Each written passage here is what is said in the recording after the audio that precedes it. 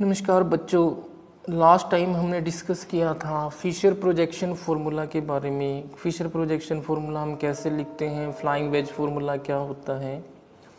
उसके बाद जो हमारे पास नेक्स्ट टॉपिक है that is meso compound. Meso compound क्या होते हैं, जैसे कि हमने लिखा हुआ है let us consider a compound containing two similar chiral center having same set of 4 different group attached to each of the chiral carbon। इसका मतलब क्या है, मीजो कंपाउंड जब भी होगा उसके अंदर हमेशा ही 2 कायरल सेंटर होंगे। जिसके अंदर 2 कायरल सेंटर हैं वही मीजो कंपाउंड हो सकता है। और 2 chiral centre, 2 similar chiral centre. 2 similar chiral centre का मतलब ये है, फॉर एग्जांपल एक कायरल सेंटर के से 4 डिफरेंट ग्रुप अटैच हैं, दूसरे कायरल सेंटर के साथ भी सेम डिफरेंट ग्रुप अटैच होंगे, वही कंपाउंड मीजो कंपाउंड कहते हैं। या फिर अगर हम दूसरे वर्ड में कहें, the compound having 2 chiral center and plane of symmetry. 2 chiral center हों, ठीक है, और उनके अंदर प्लेन ऑफ सिमेट्री हों कंपाउंड के अंदर, then the compound are called meso compound. उन कंपाउंड को क्या बोलते हैं, मीजो कंपाउंड। फॉर एग्जांपल जैसे कि हमने लिखा हुआ है टार्टेरिक एसिड का एग्जांपल हमने लिया हुआ है, ठीक है। स्ट्रक्चर 1 एंड 2, अगर आप स्ट्रक्चर 1 और 2 को देखो, that are pair of enantiomer. हमने लिखा भी हुआ है structure 1 and 2 are pair of enantiomer. Pair of enantiomer क्या है, it means structure 1 and 2 are mirror image of each other, एक दूसरे की मिरर इमेज है। और स्ट्रक्चर 3 एंड 4 भी सुपर इम्पोजेबल मिरर इमेज है। सुपर इम्पोजेबल मिरर इमेज का क्या मतलब है, लास्ट टाइम इसका मतलब ये है कि ये दोनों कंपाउंड सेम है, वो डिफरेंट नहीं है। कैसे डिफरेंस नहीं है, लास्ट टाइम हमने जब डिस्कस किया था, अगर हम फिशर प्रोजेक्शन फार्मूला को 180 डिग्री पे रोटेट कर देते हैं तो जो कंपाउंड मिलता है वो सेम कंपाउंड होता है। इन दी सिमिलर मैनर यहाँ भी यही होगा कि भैया जब हम 180 डिग्री पे रोटेट करते हैं थर्ड को तो फोर्थ कंपाउंड हमें मिल जाता है। It means super imposable mirror image है, यानी कि ये दोनों कंपाउंड एक ही हैं, वो डिफरेंट नहीं है। अब यहाँ पे देखो, जैसे लास्ट हमने पढ़ा था first 2 structure are non superimposable mirror image हैं, लेकिन जो दूसरे हैं वो सुपर इम्पोजेबल मिरर इमेज हैं and having plane of symmetry. Plane of symmetry का मतलब ये है, फॉर एग्जांपल आप कंपाउंड 3 और 4 को देखो, अगर आप इन दोनों के बीच में से कोई प्लेन पास करते हो, कोई प्लेन पास करने पे ये 2 इक्वल हाफ में कन्वर्ट हो जाता है। 2 इक्वल हाफ का मतलब है कि 1 half is the mirror image of other.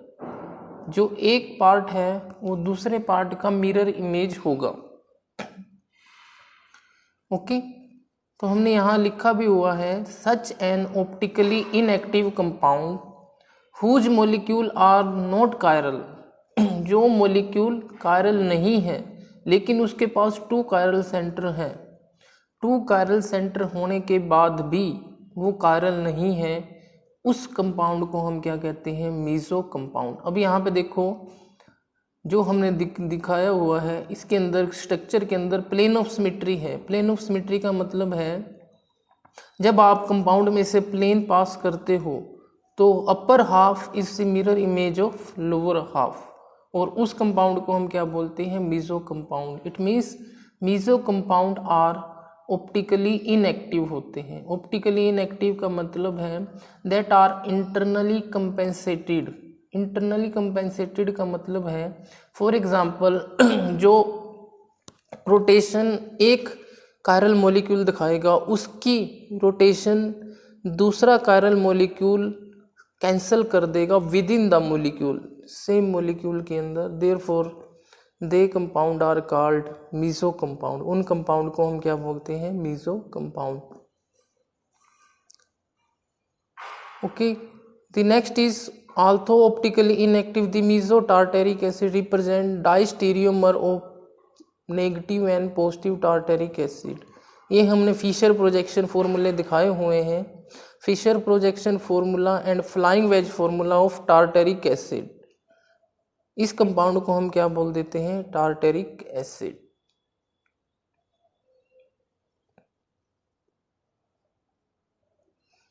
Next है हमारे पास, meso compound are permanently inactive. Permanently inactive का मतलब है overall they do not rotate the plane polarised light. Plane polarised light को रोटेट नहीं करते, ऑप्टिकली इनएक्टिव होते हैं। लेकिन उसके पास दो कायरल सेंटर होने के बाद भी दे आर ऑप्टिकली इनएक्टिव या फिर परमानेंटली इनएक्टिव होते हैं and said to be internally compensated. यहाँ पे इंटरनली कंपेंसेटेड का मतलब क्या है, फॉर एग्जांपल हमारे पास दो कायरल मॉलिक्यूल सेम कंपाउंड के अंदर है, एक कंपाउंड या फिर वन कायरल कार्बन रोटेट करता है किसी भी प्लेन पोलराइज्ड लाइट को, तो उसकी रोटेशन दूसरा कायरल मॉलिक्यूल कैंसल कर देता है, इसीलिए उसको हम परमानेंटली इनएक्टिव बोलते हैं। हमने दिखाया वो है, this is because one half of the molecule, जो रोटेशन वन हाफ मॉलिक्यूल दिखाएगा वो कैंसल कर देगा rotation due to other half. That compound are called meso compound. उन कंपाउंड को हम क्या बोल देते हैं, मीजो कंपाउंड। द नेक्स्ट है हमारे पास, number of possible stereoisomer in compound containing different number of chiral centre. ये बहुत इंपॉर्टेंट टॉपिक हमारे पास है भाई। हमने नंबर ऑफ स्टीरियो आइसोमर निकालने हैं भाई। एक कंपाउंड के अंदर कायरल सेंटर के बेसिस के ऊपर हमने क्या निकालने हैं, स्टीरियो आइसोमर। उसके स्टीरियो आइसोमर कितने होंगे, ओके। हमारे पास डिफरेंट टाइप ऑफ मॉलिक्यूल होते हैं। डिफरेंट टाइप ऑफ मॉलिक्यूल का मतलब है कि भाई किसी के अंदर प्लेन ऑफ सिमेट्री प्रेजेंट होगी, किसी के अंदर प्लेन ऑफ सिमेट्री नहीं होगी, किसी के अंदर दो कायरल सेंटर होंगे, किसी के अंदर तीन होंगे, किसी के अंदर चार होंगे। उनके बेसिस के ऊपर हम नंबर ऑफ स्टीरियो आइसोमर निकालते हैं। डिफरेंट टाइप ऑफ मॉलिक्यूल हमारे पास होते हैं। डिफरेंट टाइप का यहाँ पे मतलब है, डिफरेंट टाइप मतलब फॉर एग्जांपल एक कंपाउंड है हमारे पास, उसके अंदर दो कायरल कार्बन है लेकिन उसके अंदर प्लेन ऑफ सिमेट्री नहीं है। दूसरा टाइप ऑफ मॉलिक्यूल हमारे पास है कि जिसके अंदर दो कायरल सेंटर है या तीन है लेकिन उसके अंदर प्लेन ऑफ सिमेट्री है, किसी के अंदर हमारे पास प्लेन ऑफ सिमेट्री है ही नहीं। तो उन compound, different type of compound होते हैं, उनके बेसिस पे हम नंबर ऑफ स्टीरियो आइसोमर निकालते हैं। फर्स्ट टाइप ऑफ मॉलिक्यूल हमारे पास है when molecule contain n stereogenic center. n stereogenic center का मतलब है number of chiral carbon, okay. And molecule has no plane of symmetry. Molecule के अंदर कोई प्लेन ऑफ सिमेट्री नहीं है लेकिन उनके पास n number of chiral carbon present है, तो उसके अंदर कितने स्टीरियो आइसोमर होंगे। तो हमने लिखा हुआ है formula, number of optically active isomer, जो उनके ऑप्टिकली एक्टिव आइसोमर होंगे दैट आर 2 की पावर n। 2 की power n is number of chiral carbon. For example हमारे पास एक ऐसा कोई कंपाउंड है जिसके पास दो कायरल कार्बन प्रेजेंट है लेकिन कोई प्लेन ऑफ सिमेट्री नहीं है। जब प्लेन ऑफ सिमेट्री नहीं है, 2 कायरल कार्बन है, तो वो हो जाएंगे 2 की पावर 2 दैट इज 4। इसका मतलब उसके 4 स्टीरियो आइसोमर बनेंगे, ओके। समझ में आया आप लोगों को। यहाँ पे हमारा मतलब ये है कि फॉर एग्जांपल हमारे पास कोई मॉलिक्यूल है, सबसे पहला फर्स्ट टाइप ऑफ मॉलिक्यूल जब हम डिस्कस कर रहे हैं, that is n chiral center and molecule has no plane of symmetry। कोई plane of symmetry प्रेजेंट नहीं है, तो उसके नंबर ऑफ ऑप्टिकल आइसोमर कितने होंगे, that is 2 raised the power n। n is number of chiral carbon. For example अगर हमारे पास कोई भी कंपाउंड है जिसके अंदर 2 कायरल कार्बन प्रेजेंट है, यानी कि 2 द पावर 2 दैट इज 4, इसका मतलब 4 आइसोमर उस कंपाउंड के पॉसिबल होंगे। इसी तरीके से अगर हमारे पास 2 की पावर 3 हो, यानी कि 3 कायरल कार्बन हो 2 की पावर 3, तो that is 8 isomer. The next type of हमारे पास कंपाउंड होंगे when the molecule contain n stereogenic centre and the molecule has plane of symmetry. इसके अंदर हमारे पास n number of chiral carbon है, लेकिन साथ ही साथ उसके अंदर प्लेन ऑफ सिमेट्री भी है। फर्स्ट टाइप में हमने डिस्कस किया था कि भाई उसके अंदर कोई प्लेन ऑफ सिमेट्री नहीं है, कोई प्लेन ऑफ सिमेट्री नहीं है। इस टाइप ऑफ मॉलिक्यूल के अंदर हम डिस्कस कर रहे हैं कि भाई n number of carbon atom तो है कायरल, लेकिन उसके अंदर साथ ही साथ प्लेन ऑफ सिमेट्री भी प्रेजेंट है। जिसके अंदर n number of chiral carbon atom हो और प्लेन ऑफ सिमेट्री उसके अंदर हो, तो वहां मीजोफॉर्म बनेगी ही बनेगी।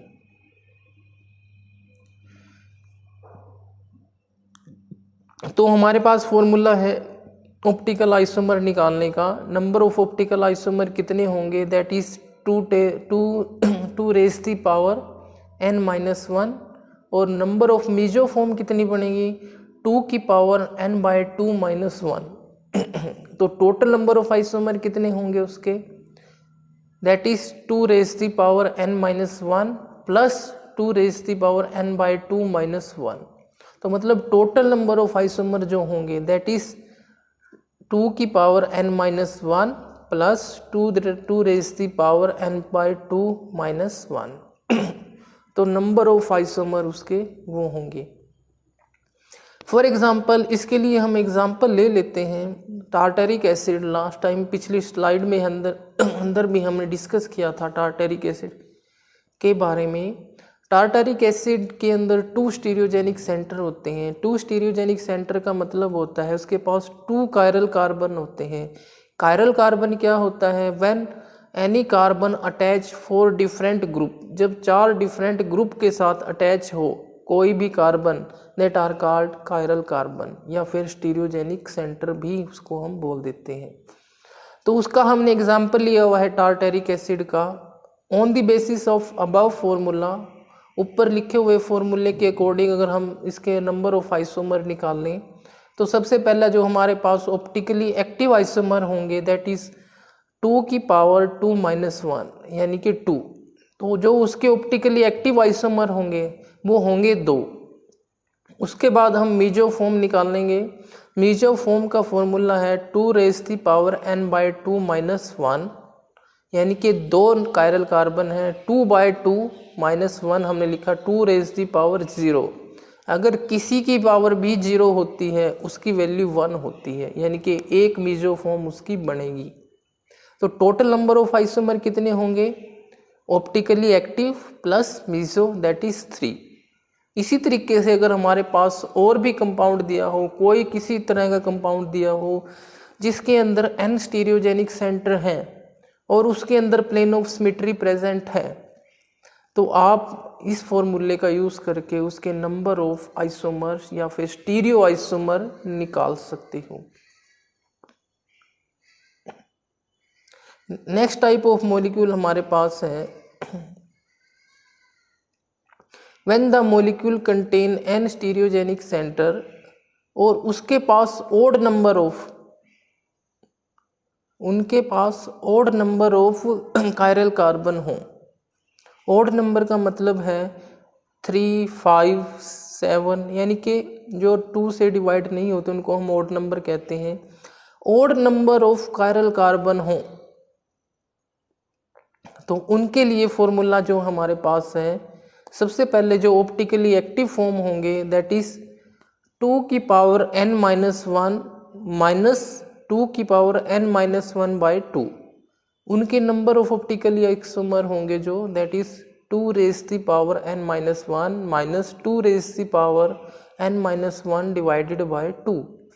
और उसकी मीजोफॉर्म क्या होंगी, 2⁻n-1 डिवाइडेड बाय 2। और जो टोटल नंबर ऑफ आइसोमर होंगे ऑप्टिकली आइसोमर प्लस मीजोफॉर्म, कितने बनते हैं। फॉर एग्जाम्पल हम एग्जाम्पल लेते हैं अब पेंटेन 2,3,4 ट्राईओल, हमारे पास एग्जाम्पल है 2,3,4, यानी कि इसके अंदर 3 स्टीरियोजेनिक सेंटर प्रेजेंट है और प्लेन ऑफ सिमेट्री उसके अंदर है। तो उसमें नंबर ऑफ आइसोमर आप कैसे निकालोगे, सिंपल फॉर्मूले में आपने पुट करना है 3-1, तो उसके 2 ऑप्टिकली एक्टिव आइसोमर होंगे, 2 मीजोफॉर्म होंगे, तो टोटल नंबर ऑफ आइसोमर कितने हो जाएंगे, दैट इज 4। ये देखो हमने लिखा भी हुआ है, दैट इज पेंटेन 2,3,4 ट्राईओल। यहाँ 4 आइसोमर बन रहे हैं इसके। First structure it means optically active, इसके अंदर कोई प्लेन ऑफ सिमेट्री प्रेजेंट नहीं है। Second structure also there is no plane of symmetry, उसके अंदर भी कोई प्लेन ऑफ सिमेट्री नहीं है। लेकिन अगर आप स्ट्रक्चर थर्ड की बात करो, structure third contain plane of symmetry. Plane of symmetry का मतलब है जो हमारे पास प्लेन है that passes through centre carbon, centre के कार्बन हाइड्रोजन और OH से पास करेगी। OH से पास करने के बाद ये 2 इक्वल हाफ में इसको डिवाइड कर देती है। 1 half is the mirror image of other, therefore they form are mesoform. उसकी 2 मीजोफॉर्म है, 2 ऑप्टिकली एक्टिव आइसोमर्स हैं, तो टोटल नंबर ऑफ आइसोमर कितने होंगे, दैट इज 4। ठीक है, इसी तरीके से हम नंबर ऑफ आइसोमर किसी के अंदर भी निकाल सकते हैं। The next is racemisation. Racemisation का क्या मतलब होता है, the conversion of optically active compound into racemic mixture containing equal amount of original compound and its enantiomer is called racemisation. Racemisation का मतलब क्या होता है कि भाई ऑप्टिकली एक्टिव को इनएक्टिव के अंदर कन्वर्ट करना, एक तरह से उसको हम बोल देते हैं रेसमाइजेशन। ये कब होता है, फॉर एग्जाम्पल हमारे पास इनेंशियोमर प्रेजेंट है। इनेंशियोमर क्या होते हैं, that are mirror image of each other, equal amount, ठीक है, equal amount of original compound and equal amount of its mirror image या फिर इट्स इनेंशियोमर को अगर हम मिक्सअप करते हैं, मिक्सचर बनाते हैं, तो वो कन्वर्ट हो जाता है ऑप्टिकली इनएक्टिव कंपाउंड के अंदर। इसका मतलब क्या है कि भाई फॉर एग्जांपल हमारे पास कोई भी कंपाउंड है दैट आर ऑप्टिकली एक्टिव है, वो किसी प्लेन पोलराइज लाइट को पॉजिटिव या क्लॉकवाइज डायरेक्शन में रोटेट करता है और हम उसकी मिरर इमेज लेते हैं। उसकी mirror image plane polarise light को इक्वली रोटेट करती है लेकिन इन अपोजिट डायरेक्शन। जब आप इन दोनों को मिक्स करते हो इक्वल अमाउंट, यानी कि इनेंशियोमर ओरिजिनल कंपाउंड और उसके इनेंशियोमर को इक्वल अमाउंट में मिक्सअप करते हो, मिक्सअप करने से क्या हो जाता है, the resultant compound are optically inactive and that mixture is called racemic mixture. या फिर अगर आप दूसरे वर्ड में कहो, रेसमिक मिक्सचर ऑप्टिकली इनएक्टिव होता है। रेसमाइजेशन को आप कैसे कैरी आउट कर सकते हो, सबसे पहले है लिखा हुआ है हमने, सबसे पहला मेथड जो हमारे पास है, नंबर ऑफ मेथड्स है, नंबर ऑफ मेथड्स है नेचर ऑफ कंपाउंड के बेसिस पे। सबसे पहला है हमारे पास by the action of heat, optically active enantiomer change into racemic mixture by action of heat. आपने हीट करना है, आप हीट करके भी इनेंशियोमर्स को ऑप्टिकली इनएक्टिव के अंदर या फिर रेसमिक मिक्सचर के अंदर कन्वर्ट कर सकते हो। Second, bye the action of chemical reagent, racemisation is also brought about by presence of foreign substance. Foreign substance का मतलब है कि बाहर से आपने कोई सब्सटेंस ऐड किया, उसको ऐड करने के बाद इनेंशियोमर्स रेसमिक मिक्सचर के अंदर कन्वर्ट हो जाते हैं। ओके, फॉर एग्जांपल, जैसे एग्जांपल भी हमने लिखा हुआ है, सोडियम हाइड्रोक्साइड को अगर आप एडिशन करते हो लैक्टिक एसिड के अंदर, lead to the formation of racemic mixture, तो रेसमिक मिक्सचर का फॉर्मेशन होता है। Auto racemisation, auto racemisation, auto का मतलब अपने आप हो जाना। In some cases, racemization take place merely keeping the substance at room temperature for some time is known as auto-racemization. Auto-racemization का मतलब है किसी कंपाउंड को, ऑप्टिकली एक्टिव को आपने किसी कुछ समय के लिए रख दिया एट रूम टेम्परेचर पे, उसको कुछ समय बाद या कुछ दिनों बाद आप देखते हो that are form in optically inactive, optically inactive के अंदर कन्वर्ट हो जाता है। इसका मतलब वो रेसमिक मिक्सचर के अंदर कन्वर्ट हो जाता है। एग्जाम्पल क्या है इसका, हमारे पास डाईमिथाइल ब्रोमोसक्सिनेट चेंज हो जाता है रेसमिक मिक्सचर के अंदर जब आप इसको रूम टेम्परेचर के ऊपर रखते हो। अच्छा, मैकेनिज्म ऑफ रेसमाइजेशन का क्या है? मैकेनिज्म का मतलब है कि हम रिएक्शंस कैरी आउट करके किसी भी ऑप्टिकली एक्टिव को कैसे रेसमिक मिक्सचर के अंदर कन्वर्ट कर सकते हैं। फॉर एग्जाम्पल, सबसे पहले मेथड है हमारे पास acid catalyse racemisation. Acid catalyse racemisation क्या होता है? इसका मतलब ये है कि भाई एसिड की प्रेजेंस में हम कुछ ऑप्टिकली एक्टिव की रिएक्शन करवाते हैं। एसिड की प्रेजेंस में अगर रिएक्शन हो रही है that are called acid catalyse. अगर बेस की प्रेजेंस में कोई रिएक्शन होती है that are called base catalyse reaction.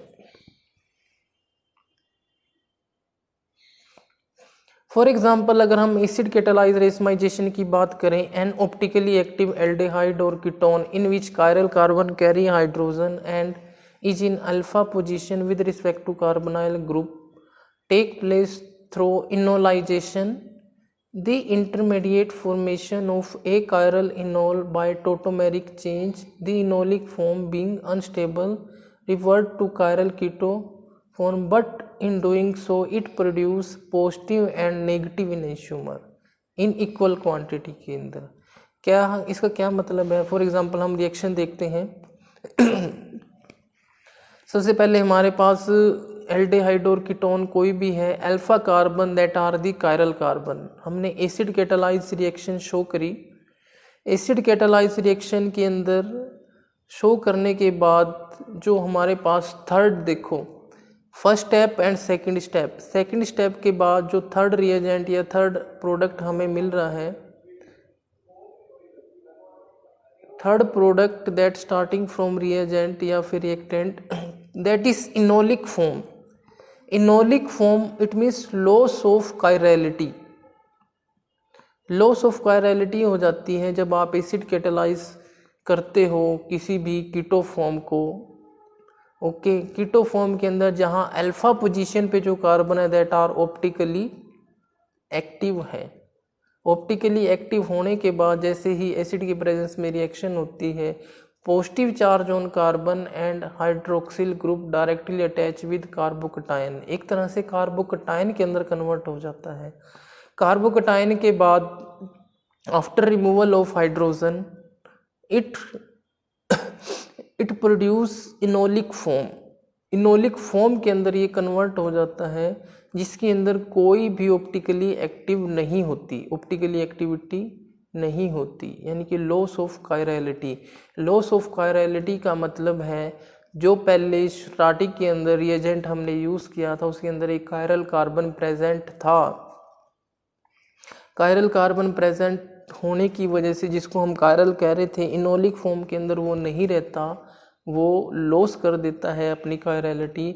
जब वो लॉस कर देता है और जब वो रिवर्ट होता है अपनी ओरिजिनल पोजीशन के अंदर, रिवर्ट होने पे के बाद वो जो पॉजिटिव कीटो फॉर्म थी, पॉजिटिव कीटो फॉर्म का मतलब है कि that rotate the plane polarised light into clockwise direction, the final product are formed by acid catalyzed reaction that are the minus ketone. Minus ketone means that rotate the plane polarized light into anti-clockwise direction, and that reaction is called, and that process of racemisation is known as acid catalyse racemisation. उसको हम क्या बोल देते हैं? Acid catalyse racemisation. Acid catalyse का मतलब acid की presence में रिएक्शन हो रही है। यहाँ पे आप देखो जो आप कैटालाइज यूज़ कर रहे हो that are H positive. H positive means acid, यानी कि जो भी कंपाउंड H पॉजिटिव रिलीज करता है उस कंपाउंड को यहाँ पे आप यूज़ कर सकते हो। Because of H positive releasing that reaction is called acid catalyse reaction. In the similar manner, the mechanism of racemization can be carried out base catalyzed racemization. Lactic acid take place का racemization हो जाता है in the presence of base formation of achiral carb अनायन। यहाँ पे आप देखो first reaction के अंदर कार्बोकटायन फॉर्म हुआ था, बेस कैटालाइज के अंदर कार्ब अनायन फॉर्म होता है। यहाँ पे देखो आप लैक्टिक एसिड हमने लिया हुआ है, बेस कैटालाइज किसको बोल देते हैं हम? अगर हाइड्रोक्सिल ग्रुप की प्रेजेंस में अगर कोई रिएक्शन होती है that reaction is called base catalyse reaction.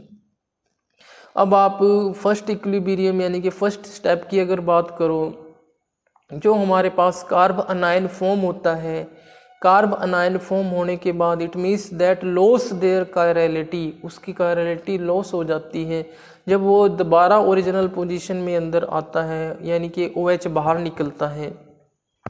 Then minus enantiomer converted into plus enantiomer and that reaction is called and that racemisation is called base catalyse racemisation. The next topic जो हमारे पास है internal and external compensation. हमने पहले भी अभी थोड़ी देर पहले भी हमने कंपेंसेशन की बात करी थी। हेयर हमारे पास जो है इंटरनल एंड एक्सटर्नल कंपेंसेशन, ठीक है। अगर हम इंटरनल की बात करें कंपेंसेशन की, the countering balance of optically active of one half of the molecule by other half is known as internal compensated and internally compensated molecule is permanently inactive होता है। compensation का मतलब है कि भाई जो प्लेन पोलराइज लाइट या फिर rotation of plane polarise light एक कायरल मॉलिक्यूल ने शो करी उसको कैंसल आउट कर देता है सेम मॉलिक्यूल का दूसरा कायरल कार्बन, उसको हम क्या बोल देते हैं? Internal compensation. यानी कि वो प्रक्रिया बाहर से आप कुछ नहीं कर रहे हैं, बाहर से आप कुछ फोर्स नहीं कर रहे हैं, वो प्रक्रिया है that phenomena are occurs within the molecule के अंदर ही होता है। Therefore they are called internally compensation, इसलिए उसको हम इंटरनल कंपेंसेशन बोलते हैं। अगर हम बाहर से कोई प्रोसेस करें, बाहर से कोई प्रोसेस करके किसी मॉलिक्यूल या फिर ऑप्टिकली एक्टिव मॉलिक्यूल को ऑप्टिकली इनएक्टिव बनाए that are called external compensation, उसको हम क्या बोल देते हैं? External compensation. अगला हमारा पास टॉपिक यही है, एक्सटर्नल कंपेंसेशन क्या है? The cancellation of rotation of one enantiomer by other in an equimolar mixture of two enantiomer is known as external compensation and the racemic mixture is said to be externally compensated। external compensation का मतलब है कि for example हमने कोई एक compound है हमारे पास जो ऑप्टिकली एक्टिव है, हमने उसका इनेंशियोमर सेम अमाउंट के अंदर उसके अंदर मिक्स कर दिया और उसकी जो ओवरऑल प्लेन पोलराइज लाइट के टुवार्ड कोई भी उसकी प्रक्रिया है या फिनोमेना है उसको न्यूट्रल कर दिया, तो उस प्रोसेस को हम क्या बोल देते हैं? External compensation. या फिर आप दूसरे वर्ड में भी कह सकते हो कि भी कैंसलेशन करना रोटेशन की। फॉर एग्जांपल एक मॉलिक्यूल है वो रोटेट कर रहा है किसी प्लेन पोलराइज लाइट को, उतनी ही अमाउंट में आपने उसका इनेंशियोमर का मतलब है कि उसकी मिरर इमेज का कोई कंपाउंड आपने उसके अंदर मिक्स कर दिया, जो वो रोटेशन दिखा रहा था वो इसका मतलब उसके इनेंशियोमर ने क्या कर दी? उसको दैट आर कैंसल। और ये प्रोसेस हमने अपनी तरफ से किया है, बाहर यानी एक्सटर्नली ये हम वर्कआउट कर रहे हैं, इस फिनोमेना को हम एक्सटर्नली कैरिड आउट कर रहे हैं, therefore they are called externally compensation, इसलिए हम इसको क्या बोल देते हैं, एक्सटर्नल कंपेंसेशन। द नेक्स्ट हमारे पास है कंपैरिजन है, हमारे पास एक्सटर्नल और इंटरनल कंपेंसेशन, ये आपकी बुक में भी दिया हुआ है, जिसके पास बुक हो अगर प्रेजेंट। एक्सटर्नल कंपेंसेशन क्या है, उनके अंदर मिरर इमेज रिलेशनशिप है। This is due to mirror image relationship between the structure of the molecule of two enantiomer. हमने दो इनैंशियोमर मिक्स किए हैं, दो बराबर या फिर इक्वल अमाउंट के अंदर, ठीक है। लेकिन उसके अंदर इंटरनल कंपेंसेशन में नहीं है mirror image relationship between the structure of, यानी कि विद इन द मोलिक्यूल है, two half of the same molecule, यानी कि दो हाफ हैं सेम मोलिक्यूल के, हमने बाहर से कुछ उसके अंदर ऐड नहीं किया, ठीक है। एक्सटर्नल कंपेंसेशन की अगर हम बात करें, in this type of compensation the molecule of one enantiomer cancel the rotation of other enantiomer. यहाँ हम एक्सटर्नल कंपेंसेशन के अंदर इनैंशियोमर का यूज कर रहे हैं, ठीक है। लेकिन इंटरनल कंपेंसेशन के अंदर कोई इनैंशियोमर का हम यूज नहीं कर रहे, वो सिर्फ एक कंपाउंड के बीच के अंदर ही सारी प्रक्रिया हो रही है। The racemate form, external compensation की अगर बात करें, mixture of two isomeric compound, meso और internally compensated compound simple pure compound होता है, उसके अंदर कोई दो आइसोमेरिक कंपाउंड नहीं होते। अगर आप फोर्थ पॉइंट है हमारे पास एक्सटर्नल कंपेंसेशन है, it is possible to have complete और partial external compensation of rotation. इसके अंदर एक्सटर्नल कंपेंसेशन के अंदर पार्शियल भी हो सकती है कंपेंसेशन और कंप्लीट भी हो सकती है। ऐसा नहीं है कि भाई एक वो पूरी तरह से कंपेंसेट होगा या फिर पूरी तरह से एक इनैंशियोमर ने दूसरे की रोटेशन कैंसिल कर दी, ऐसा नहीं हो सकता।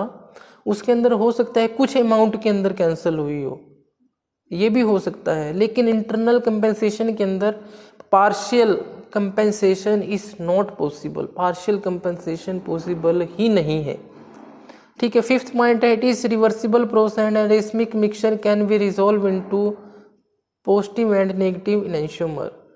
लेकिन इंटरनल कंपेंसेशन की अगर आप बात करो, it is a permanent effect and it is not possible to resolve internally compensated molecule into optically active form. Optically active form के अंदर आप उसको रिजॉल्व नहीं कर सकते इंटरनल कंपेंसेशन करके, ओके। द नेक्स्ट है हमारे पास inversion of configuration. Inversion of configuration से आप क्या समझते हो, इसको हम वाल्डन इन्वर्जन भी बोल देते हैं। इफ एन एटम और group of atom directly attach to stereogenic centre is substituted by some other atom और ग्रुप। फॉर एग्जाम्पल, हमारे पास एक कंपाउंड है, स्टीरियोजेनिक सेंटर है, उसका कोई एक ऐसा कंपाउंड या ग्रुप हमने स्टीरियोजेनिक सेंटर का सब्स्टिट्यूट कर दिया या फिर रिप्लेस कर दिया किसी दूसरे कंपाउंड या एटम और ग्रुप के साथ, ठीक है। जो हमारे पास फाइनल होगा, the new compound is sometime found to be different from that of original compound. जो हमारे पास नया कंपाउंड बनेगा या फिर जो कॉन्फ़िगरेशन नए कंपाउंड की होगी वो सेम भी हो सकती है और डिफरेंट भी हो सकती है। This is known as inversion of configuration, उसको हम इन्वर्जन ऑफ कॉन्फ़िगरेशन बोलते हैं या फिर ऑप्टिकल इन्वर्जन। अगर आप सिंपल वर्ड में कहना चाहो इसको, आपने SN2 रिएक्शन पढ़ी होगी। SN2 रिएक्शन में के अंदर क्या होता है, न्यूक्लियोफिलिक सब्स्टिट्यूशन रिएक्शन होती है, बैक साइड अटैक होता है। इसका मतलब बैक साइड से जब अटैक हो रहा है, बैक साइड अटैक होने का मतलब है कि जो न्यू कंपाउंड है, न्यू एटम ग्रुप है, वो बिल्कुल स्टार्टिंग कंपाउंड के अपोजिट में ऐड हो रहा है। अपोजिट में ऐड होने का मतलब जो कॉन्फ़िगरेशन आपने स्टार्टिंग में ली थी वो कॉन्फ़िगरेशन प्रोडक्ट के अंदर नहीं होगी, बिल्कुल उसके उल्टी होगी, उसको हम क्या बोल देते हैं, inversion of configuration. This phenomena is discovered by Walden ने इसको डिस्कवर किया था, इसलिए इसको वाल्डन इन्वर्जन कहते हैं।